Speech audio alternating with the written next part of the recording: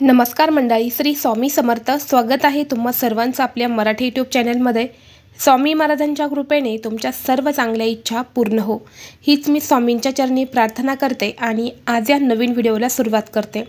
उद्या आहे 11 जानेवारी, वार गुरुवार, आणि या दिवशी आलेली आहेत मार्गशीर्ष महिन्यातील अमावस्या. ही वर्षातील पहिलीच अमावस्या आहे. त्याचबरोबर हा जो दिवस आहे तर हा दिवस मार्गशीर्ष महिन्यातील 5वा गुरुवार आहे. यामुळे या दिवसाला विशेष महत्त्व जे आहे तर ते दिलं जातं.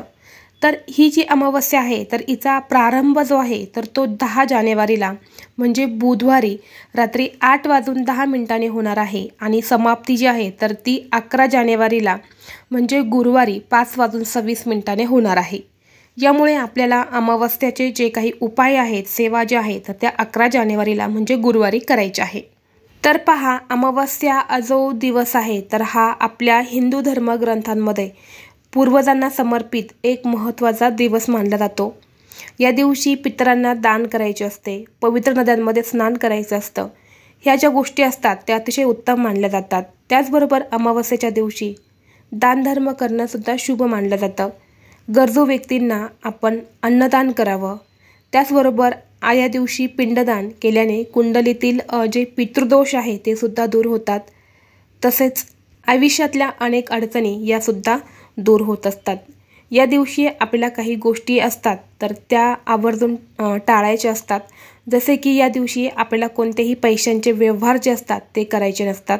जसे की देवाणघेवाण ही करायची नसते. यामुळे होतं काय की आर्थिक नुकसान होण्याची आपली शक्यता असते. त्याचबरोबर या दिवशी कोणतंही शुभ कार्य करायचं नसतं. आणि महत्त्वाचं म्हणजे बेलपत्र आणि तुळस ही आपल्याला तोडायची नसते. आणि दुसऱ्यांच्या घरी आपल्याला कधीही अन्न ग्रहण करायचं नाही, म्हणजे दुसऱ्यांनी दिलेल्या वस्तू ह्या आपल्याला कधीही खायच्या नाही. तर या गोष्टी ज्या आहेत तर या अमावस्येला केल्या जातात. या दिवशी काही उपाय केले जातात. तर आज या व्हिडिओमध्ये मी तुम्हाला एक उपाय सांगणार आहे. कुत्र्याला आणि कावळ्याला आपल्याला अशी एक वस्तू ही खाऊ घालायची आहे. यामुळे सर्व दुःख, अडचणी, संकट हे नष्ट होईल आणि 7 पिढ्यांचं दारिद्र्य हे नष्ट होईल. असा हा उपाय मी तुम्हाला आज या व्हिडिओमध्ये सांगणार आहे. त्यामुळे तुम्ही व्हिडिओ शेवटपर्यंत पहा. चॅनलवरती नवीन असाल तर सबस्क्राईब करा आणि असेच माहितीपूर्ण व्हिडिओ पाहण्यासाठी बेल आयकॉनला प्रेस करा.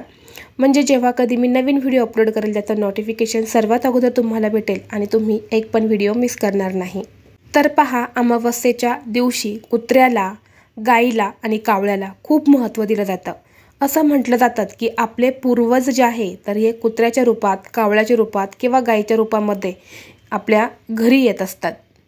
आणि यामुळे अमावस्येच्या दिवशी आपल्यांना त्यांच्यासाठी काही अन्न जे आहे तर ते खाऊ घालायचं असतं.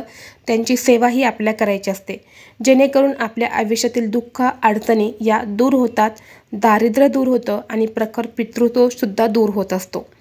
तर तुम्हाला काय करायचं आहे पहा. जेव्हा तुम्ही सकाळी स्वयंपाक करणार आहे तर स्वयंपाक करताना आपण जे कणिक मळणार आहे तर तुम्हाला काय करायचं आहे, त्यातली पहिली चपाती तुम्हाला बनवायची. ती तुम्हाला उद्याच्या दिवशी आवर्जून गाईला खाऊ घालायची आहेत. यानंतर तुम्हाला काय करायचं आहे, जी शेवटची भाकरी किंवा चपाती तुम्ही बनवणार आहे तर ती तुम्हाला घ्यायची आहे. यानंतरनं ती एका ताटात घ्यायची. जर तुमच्याकडे तिळाचं तेल किंवा मोहरीचं तेल असेल तर तुम्हाला काय करायचं, आपल्या उजवा हात जो असतो ना त्या उजव्या हातामध्ये जे मोठं बोट असतं तर ते तेलात बुडवायचं आणि अशी एक लाईन जी आहेत ना ती तुम्हाला त्या भाकरीवरती किंवा चपातीवरती तुम्हाला काढायची आहे. यानंतर त्या लाईनपासून तुम्हाला ती भाकरी जी आहे ती अर्धी अर्धी करायची आहेत. आणि अर्धी करताना तुम्हाला ती भाकरी घराच्या बाहेर घेऊन जायची किंवा चपाती दिसेल त्या कुत्र्याला तुम्हाला ती अर्धी चपाती किंवा भाकरी खाऊ घालायची आणि अर्धी जी आहे तर ती तुम्हाला कावळ्याला खाऊ घालायची आहे. करून पहा. जर तुम्ही हा उपाय केला ना तर तुमच्या आयुष्यामध्ये जी पण रखडलेली कामं आहे ती कामं तुमची पूर्ण होतील. प्रत्येक कामात तुम्हाला यश मिळेल. त्याचबरोबर तुमचा प्रखर पितृदोष हा दूर होईल आणि आयुष्यातील जेवढे पण दुःख, अडचणी, दारिद्र्य आहे ना ते सुद्धा तुमचं नष्ट होईल. तसेच अमावस्येच्या दिवशी कावळ्याला दही भात खाऊ घालायला खूप महत्त्व दिलं जातं. जर तुम्हाला शक्य झालं तर थोडासा अळणी भात तुम्हाला शिजवायचा आहे. त्यामध्ये मीठ घालायचं नाही, तेल घालायचं नाही. थोडासा अळणी भात तुम्हाला बनवायचा आहे. त्यावरती 1 चमचाभर तुम्हाला दही घालायचं आणि हा भात जो आहे ना तो कावळ्याला खाऊ घालायचा. जर आपण हा भात कावळ्याला खाऊ घातला तर नक्कीच आपले पितृ हे आपल्यावरती प्रसन्न होतात आणि आपल्याला सुखी संसाराचे आशीर्वाद जे आहेत ना ते देत असतात। यामुळे आपल्या घरातील अनेक अडचणीसुद्धा दूर होतात। जर आपल्या घरामध्ये पितृदोष असेल तर पहा कोणत्या गोष्टी घडत असतात। भांडणं तर खूप मोठ्या प्रमाणामध्ये होत असतात। अगदी छोट्या गोष्टीवरनं भांडणं होतात। घरामध्ये एकोपा राहत नाही। दुसरी गोष्ट म्हणजे सातत्याने आजारपण हे वाढत जातं। एक व्यक्ती आजारी पडला की लगेच दुसरा व्यक्ती आजारी पडतो। घरामध्ये विवाह योग जुळून येत नाही। शुभ कार्य चांगले पार पडत नाही। त्यामध्ये काही ना काही अडचणी येतात आणि त्या शुभ कार्यामध्ये विघ्न पडतात। त्याचबरोबर घरामध्ये लक्ष्मी टिकत नाही, पैसा स्थिर राहत नाही, आर्थिक अडचणी त्या घरामध्ये येत असतात। तर यासारख्या गोष्टी ज्या आहेत तर त्या आपल्या घरामध्ये पितृदोष असेल तर होत असतं। आणि म्हणूनच महिन्यातून एकदा जी अमावस्या येते तर या अमावस्येला आपल्या पितरांसाठी जितकं शक्य होईल तितकं आपल्याला करायचं आहे। जास्त काही नाही, कालच्या व्हिडिओमध्ये मी तुम्हाला पितरांसाठी एक दिवा लावायला सांगितला होता, तो तुम्ही लावला तरीही चालेल।